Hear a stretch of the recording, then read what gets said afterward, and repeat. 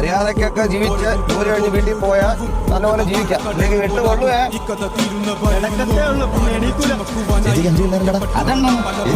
ചേച്ചി ഒന്ന് ആഞ്ഞു ചാറ്റി ഒരിടത്തിന് ആക്കാരുത്. ഹലോ, പാലാരിന്റെ ലാലുവാണ്. ഞാൻ ബാലുവാണ്. ഒറ്റ തന്തയ്ക്ക് പറഞ്ഞതാണെങ്കിൽ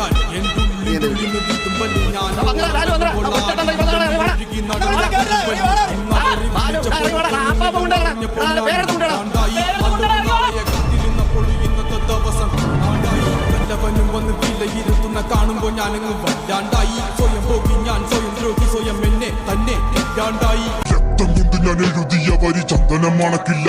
കരുത്ത ക്ഷത്രിയനല്ല ശക്തനല്ലെന്ന സങ്കടം എനിക്കില്ല.